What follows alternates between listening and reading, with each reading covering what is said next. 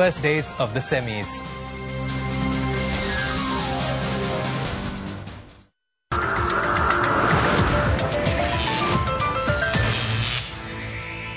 Good evening and welcome back. Sports now, tennis. The first day of the Davis Cup semi-finals saw Serbia and the Czech Republic tied at 1-1 on Friday. The Czech won the first single match when Radek Stepanek beat Viktor Trojki 4-6, 6-2, 6-4, 6-4. But Serbia's Janko Tipsarevic leveled the tie, beating Tomas Berdych 7-5, 6-2, 2-6, 7-6. 47th ranked Trojki, who stepped in for Novak Djokovic, citing a case of gastroenteritis, was first on court against Radek Stepanek. Trojki seemed little troubled by his opponent in the first set, altogether taking it 6-4. But Stepanek fought back hard in the second set, taking a 3-love lead before going on to take the set 6-2 to level the match. The third set was a hard-fought affair, but once again the Czech player just had the edge and went on to take it 6-4. Trojki was putting up a good fight, but Stepanek just had the edge when it mattered.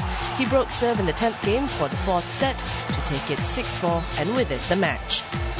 In the later match, Serbia's Janko Tipsarevic faced Tomas Berdych, with the home player determined to get his team back into the semi-final. The first set was close, but Tipsarevic just had the edge to take it by 7-5. The Serb was more dominant in the second set, stretching it to a 4-1 lead before taking it by 6-2. It looked like it was going to be Tipsarevic's match, but Berdych was not giving in that easily. He dominated the third set, taking that by 6-2. Then the fourth set went to a tie-break, which Tipsarevic took 7-5 for the set and the match.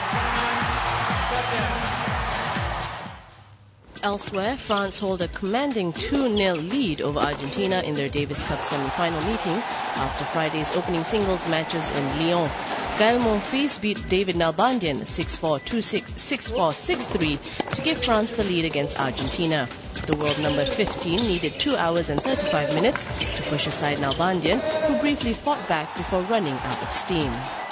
In the earlier match, Michael Laudra handed France their first point with a 7-5, 4-6, 7-5, 6-3 victory over Juan Monaco. France now needs one more point to seal their place in the final against either Serbia or the Czech Republic. Moving on to cycling, Omega Parma rider Philippe Gilbert of Belgium claimed victory on stage 19 of the 2010 La Vuelta in Spain. On Friday, riders faced the daunting prospect of tackling one of the longest stages of the event, a 232-kilometer journey from Piedrahita to Toledo, and the race truly came alive over the closing kilometers. Going into the final stages, Luis Sanchez and Carlos Barredo looked to have jumped away from the field, but HTC rider Matt Goss closed the gap as Omega Pharma rider Philippe Gilbert rode into contention. The Belgian timed his run well on the slight uphill finish and burst away from the peloton, with USA Garmin rider Tyler Farrar and Filippo Pozzato of Italy close behind in his wake. Despite attempting to narrow the gap over the final kilometer, Farrar left his charge too late and was unable to overhaul Gilbert, who crossed the line with a time of 5 hours, 43 minutes and 41 seconds. That meant that red jersey holder Vincenzo Nibali increased his overall lead to 50 seconds over second-placed Ezequiel Mosquera in the general classification, with just 2 stages remaining. La Vuelta finishes in Madrid on September 19th.